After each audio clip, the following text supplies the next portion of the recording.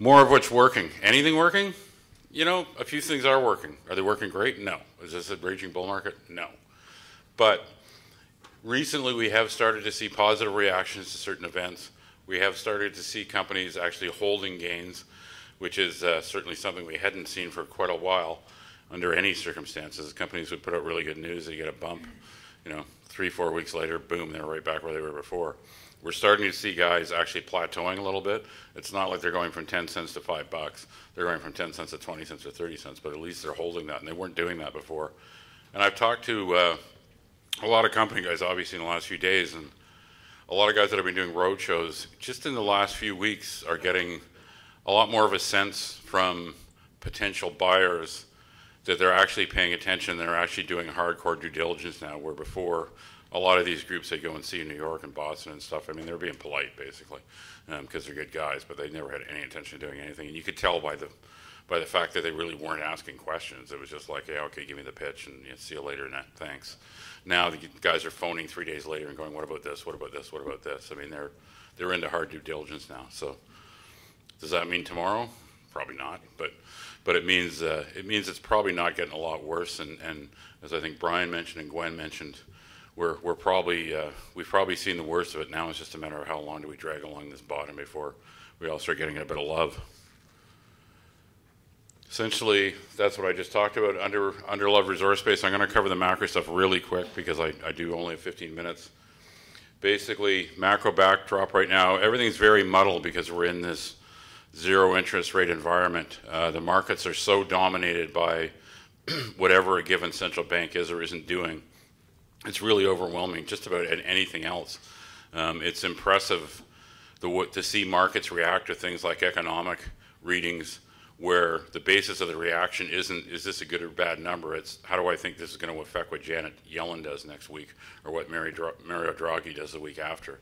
It's all about the central banks right now, which isn't really a good thing. It's not healthy by any means, but that's the market we're in, so we've got to deal with it. Obviously, China, which is the 800-pound gorilla, the base metal mothership, their growth rate's been slowing for 3 or 4 years now. I doubt we've seen the bottom of that slowing in the growth rate. I don't think it's a bad thing. China is making the transition that it has to make. They really need to make the transition and bring in higher-end manufacturing and more services. They're at that point. I think ultimately, and I know this is something that Gwen's pointed out several times in the last few months, keep in mind that when you're talking about an economy like China, it's multiples of the size it was 15 years ago. So when people are going, it's not growing at 12% this year, oh my God, we're all going to die. That economy is 5 times the size it was 10 years ago. So if it's growing at 6, that's still plenty of demand. And essentially right now, it's everything's about the U.S. dollar.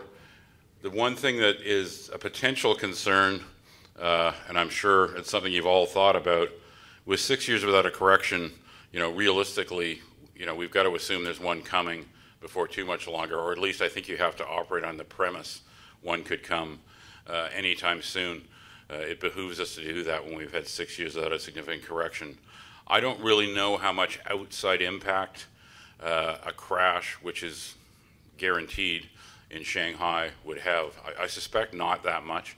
I think a lot of the money there is I think a lot of the smart money, if you will, a lot of the external money is already coming out of that market. I think a lot of the money right now, unfortunately, is the dumb money, because I think the odds of them having a 40 or 50% correction within 3 months is probably quite high. I'm not sure that's going to have that big an impact on the rest of the world, though. I think it probably won't. It might help the gold market, though, because gold's one of those dependable destinations for Chinese investors and the average person on the street in China when they're looking for insurance. It's all about the dollar, apparently. That's what I keep getting told. That's a dollar chart. I mean, you can see how strong that is. That's a 1-year chart. It was up at one point about 25%, which is a ridiculously large move for the world's reserve currency. But there you go. And it's definitely not helping the U.S. The U.S. dollar has been doing a lot of damage to the U.S. economy. I don't think it's something the Fed's happy about. The Fed's kind of painted into a corner, really. They know they really need to raise rates at some point. It's crazy that they still have zero interest rates. But they're up against a situation where the Bank of Japan, the ECB, several of the smaller central banks are actively trying to push their own currencies down. and they're the other side of that trade most of the time, and that's put them in a very difficult position. In a perfect world, the Fed would have raised rates a couple of times already, but I think one of the things, I mean, people look at, you know, a given day's economic stats that come out in the U.S., but one of the things that's been holding them back as much as anything is this chart, because the dollar's been a big negative for the U.S. economy. And speaking of the U.S. economy, I'm sure you all saw yesterday, U.S. first quarter GDP revised down to -0.7. That's not a surprise to any of my readers. That's what I said would happen after the horrendous export numbers. And again, back to the dollar again, the terrible export numbers that came out early in May. The chart that I've got there is what's called GDP Now. The Atlanta Fed does this. It's a relatively recent measure where they're trying to do as real-time as possible estimate of the current growth rate in the U.S. economy. And their track record is actually pretty good. It hasn't been around that long, but if you look at Q1, they were way more accurate than Wall Street. They were way closer to what the actual number was. Right now, Wall Street's number is clocking in at about 2.5%, which is just, they're just saying, they just throw numbers out there that are in the middle of the range, I think. The green line on the bottom, that's the GDP Now number from them, and they're saying, Atlanta Fed saying probably 0.8 this quarter. If that's what we get, then Q1 and, you know, it's not a recession, but Q1 and Q2 together, basically no growth first half of the year. Growth numbers are actually stronger in Germany, France, Japan, the UK, Italy. It's one of the reasons why I'm very much in the minority when it comes to what I think the euro is going to do. The Eurozone, the euro getting killed over the last year has been fabulous for them. I mean, that's exactly what the ECB was trying to accomplish. It was one of the things they were trying to accomplish was to knock their currency back. They're happy as hell that it's happened. Their export performance has been exceptional in the last few months, and arguably it's what's turned things around, and it's probably, hopefully, kept them from going into deflation, which they were certainly on the verge of when they decided to pull out all the stops and start buying these bonds. One thing that I wanted to bring this chart up, my readers have seen it, I had this in an issue a couple months ago. You know, every day you hear the same thing coming out of Wall Street. When the Fed starts raising rates, the dollar is going to go through the roof. And that's been a big negative for the gold market. I think it's been, you know, it's basically been an overhanging offer in that market for a year and a half now, because it's just taken as a given, as a truism. If the Fed actually starts raising rates, the US dollar is going to go through the roof. This chart has 4 traces on it. What those traces are is what the US dollar index did the last 4 times the US had tightening cycles. The dotted line you see in the middle of the chart is when the tightening cycle started. One point of interest that you'll note is in every one of those cycles, the US dollar index dropped once the Fed actually started cutting rates, actually started raising rates. In 2 of the 4 cases, it dropped over 10% in about 3.5 months. Buying rumors, selling news. 4.5 years, you know, we all know how ugly this has been. Raising money is tough. It's very tough. Raising it on good terms is next to impossible. It looks, you know, it feels like it's bad news everywhere you turn. You know, but it's not really true. If you look at what's happened since January, the market, and the venture index is a terrible index, but it's the one we've got, so I use it. Since January, it's basically flatlined. But keep in mind that flatline's an average. And in order to be flatlining, there's got to be some companies that have been doing better.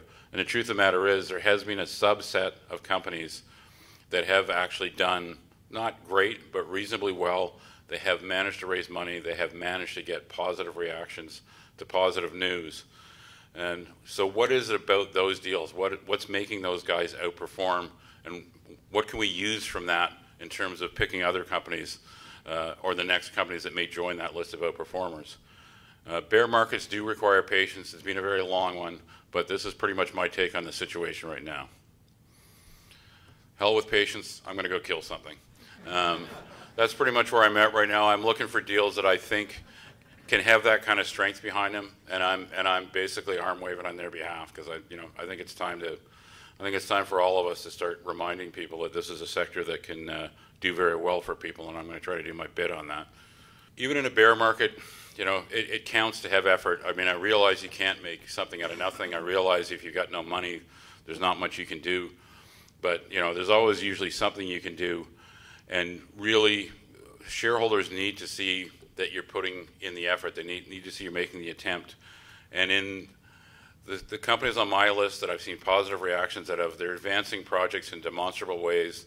Most of them have had some specific, discrete, granular event that allows for a re-rating. Most of the time it's been an economic study like a PEA or a feasibility study, but the other thing that works just fine is a discovery or a great set of exploration results gets followed up with more good exploration results. You know, and the other thing that I think is important that companies are starting to do again, it's tough if you're a promoter, let's face it, it's painful to go out there and just let people slam doors in your face all day long. It's not a fun thing. But I think you're also starting to see companies go out and talk to the smart money, the smart retail investors that know that the sector's here to stay, and that's basically the people in this room. You know, it's time to do that again. But if you focus with a medium-term time horizon on people that have the right attributes, you know, I think there's still room to win here.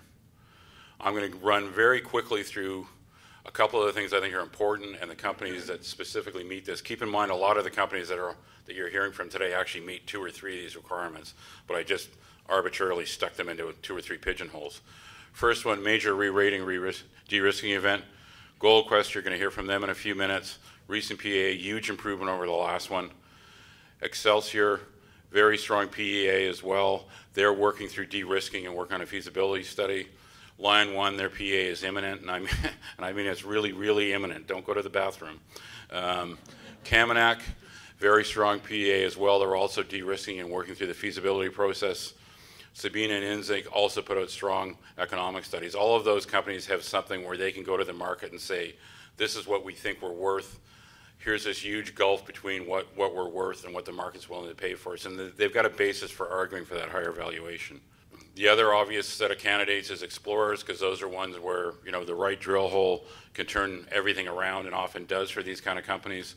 And again, off the companies that are here, you know, 3 or 4 of the obvious ones. Balmoral, you know, they've had fantastic success on multiple properties and a track record of success in past companies. Fission 3.0, world's most successful uranium explorers, doing it again in a new deal. Pure Gold management, as Scott pointed out a few minutes ago, fantastic track record. Red Lake's one of the best addresses going. Pilot Gold, also one of the best addresses going in Nevada. And the other place, which I think is a great exploration destination, is Turkey, which is getting a lot more attention because there's been several new discoveries there just in the last little while. And the third and final one is companies that are either purpose-built for this market or for any market. Nevsun, who we'll hear from immediately when I finish speaking, I would argue Nevsun's built for any market, hugely profitable, huge leverage to the zinc price, which I expect is going to start moving next year. Also very successful on the exploration side with some great drill holes lately. Pays a dividend. Half the share price is represented by cash in the bank. I mean, what more do you want? And First Mining, which is built for this market, it's set up to go out and find underloved deals, collect them up, and become a company that's going to have tons of leverage when the market turns around. In fact, in other words, it's a vulture company. See how I did that? It's a vulture company. A lot of these companies do fit multiple categories. I mean, a lot of the developers are still exploring and they're still finding stuff. And like I said, Nevsun, which is in production, is still finding stuff. A lot of the explorers will be bringing out and probably economic studies in the 6-12 months time frame. So I mean, you've got everything going for these companies. These are the guys that I think will be winners as the market strengthens, and many of them are winning already.